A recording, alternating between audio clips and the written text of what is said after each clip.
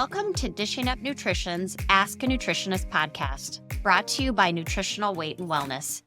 I'm Kristi, a registered and licensed dietitian.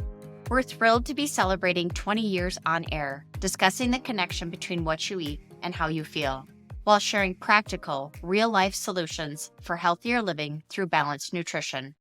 Thank you for your support and listening over the years. If you're enjoying the podcast you've been listening to, let us know by leaving a rating or review on Apple Podcasts or Spotify. Now, let's dive into today's question. Today's question is from one of our Dishing Up Nutrition listeners, and it reads as follows.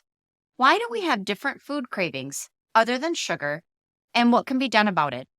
For example, craving fats such as nuts and grabbing a handful of them even after eating a healthy, well-balanced meal.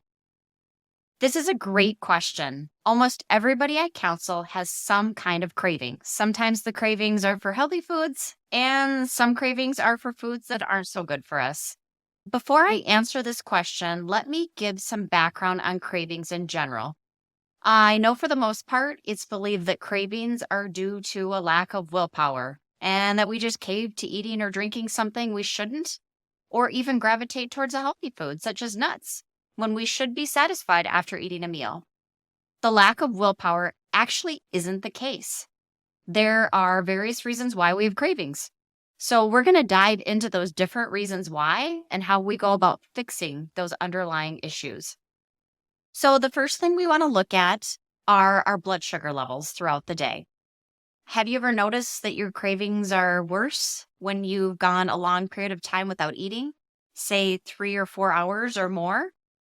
When your blood sugar levels dip low, your body's main job is to get it back up into that normal or more comfortable range. You will crave foods that break down into sugar or glucose rapidly, so your blood sugar rises as fast as possible. So the foods that break down into sugar quickly are processed carbohydrates, either in a salty form, think chips, popcorn, crackers, or bread, or more sugary forms like candy, ice cream, cookies, or chocolate. So one way to combat these cravings is to eat a balanced snack or a balanced meal every 3 to 4 hours to keep blood sugar levels stable. And when I say balanced, I'm referring to eating an animal protein, a vegetable carbohydrate, and a healthy fat. So let's look at what our listener was craving. Here she was craving or gravitating towards salty nuts. When we're rummaging around in the pantry and looking for something such as salted nuts, we'll crave fat from the nuts to help us balance our blood sugar. I would ask this person, has it been more than 3 or 4 hours since their last meal or snack? Or did they indulge in too many of those starchy carbohydrates or sugary ones like I listed, and their blood sugar now is too high? Low blood sugar and high blood sugar may be making this person gravitate towards a fat such as nuts. Other things that people may crave when their blood sugar is out of whack are sour cream, peanut butter, and fried foods. Speaking of foods to eat, another thing to reflect upon in regards to cravings is how much protein you're eating daily. Not getting enough protein leads to cravings. So you may be asking yourself, what does eating enough good quality animal protein have to do with cravings? Well, proteins break down into amino acids in our body. The amino acids are the building blocks for making the feel-good chemicals in our brain known as neurotransmitters. A few neurotransmitters you may have heard of are serotonin and dopamine. When we have adequate and steady levels of those feel-good chemicals in our brain, it can really help minimize our cravings. The goal is to get a minimum of 12 to 14 ounces of animal protein spread throughout the day in increments of 4 to 5 ounces at meals and a few ounces at snacks to maintain those adequate levels of those neurotransmitters or feel-good chemicals in our brain. Men may need slightly more protein than this at approximately 6 ounces of protein at meals and 2 to 3 ounces at snacks. So for the person that asked the question about wanting nuts after a meal, it could be that they didn't eat enough protein at that meal, or they didn't eat enough protein earlier in the day. The salt piece of it can indicate that they're trying to hit those feel-good sensors up in their brain, particularly the serotonin sensors. When the serotonin sensors light up in our brain, we feel calm, it lessens our anxiety, and it provides us some inner peace. People will also gravitate towards starchy carbohydrates like bread, cereal, pasta, crackers, chips, French fries, and chocolate to get the same effect with the rush of serotonin in their brain. We're going to take a quick break, and when we return, I'll be sharing 2 more common reasons why people have cravings. Welcome back. We've discussed 2 reasons why individuals have cravings for healthy foods and those unhealthy foods, which are related to a blood sugar imbalance and low protein intake. Let's look at 2 more reasons. Let's reflect on gut health next. If your gut is unhealthy, there are a few problems you might experience. First of all, you may struggle with symptoms like heartburn, feeling full quickly, bloating, gas, constipation, and/or diarrhea. When you're placing good, healthy foods in your body, your gut may not be able to break down and absorb the nutrients from your body properly when you have an unhealthy gut, leaving you with deficiencies in the body. With these deficiencies, you're going to crave certain kinds of food. So, for example, if you haven't extracted and absorbed enough magnesium from your foods, you might experience chocolate cravings. If you aren't getting enough zinc in your diet, you'll experience cravings for sweets after meals. If you're low on iron, you may start chewing on ice, or of all things, you may crave and want to eat dirt.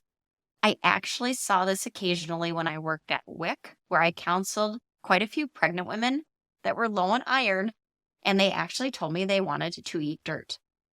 If you crave salt, such as the person that asked about the nut craving after a meal, that can indicate a potassium deficiency. It's interesting how our bodies respond when we're deficient in something we need.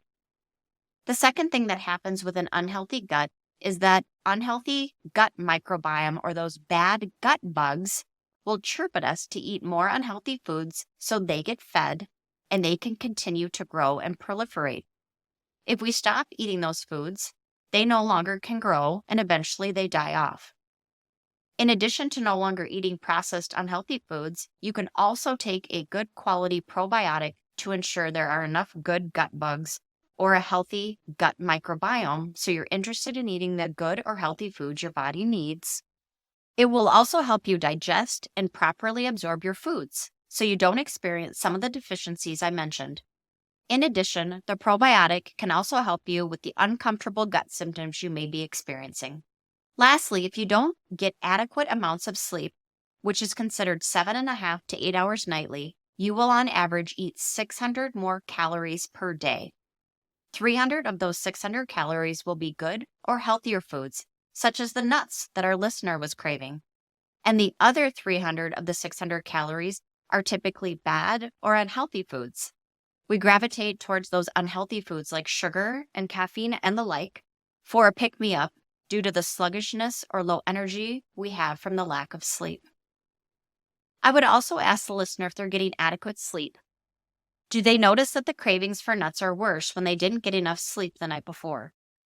As a side note, for those that crave other things such as sugary rich foods like ice cream, Twizzlers, Smarties, Mike and Ike's, maybe caffeinated beverages, nicotine and alcohol, they're all trying to light up their dopamine receptors in their brain. People with low dopamine often experience low motivation, difficulty concentrating, ADD or ADD-like symptoms, low self-esteem, and/or depression. They will reach for these kinds of foods and beverages or other unhealthy substances to temporarily feel better, to only experience a crash shortly thereafter. When a craving strikes, I would reflect back and look at how balanced is the blood sugar at the time of the craving. You may need to eat more often than you currently are to keep your blood sugar balanced. Are you eating enough protein? 4 to 5 ounces at meals and a few ounces at snacks, and a little more than this if you're a male, to build those feel-good neurotransmitters for the brain? How healthy is your gut, and are you getting adequate amounts of sleep? I hope this provides a better understanding of why people have cravings. The next time you think it's just lack of willpower, look to the other things I mentioned today to see if you can address the underlying problem and help tackle those unwanted cravings so they go away for good.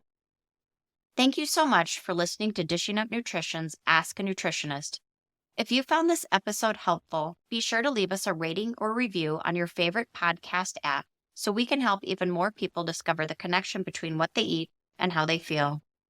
If you have a nutrition question you would like us to answer, we invite you to join our private Dishing Up Nutrition Facebook community by searching Dishing Up Nutrition on Facebook. Once you're a member of our community, we invite you to join the conversation and share your questions with us, or call 952-641-5233 to leave your question in our Dishing Up Nutrition voice mailbox. Don't be shy. If you have a question, let us know. We look forward to hearing from you.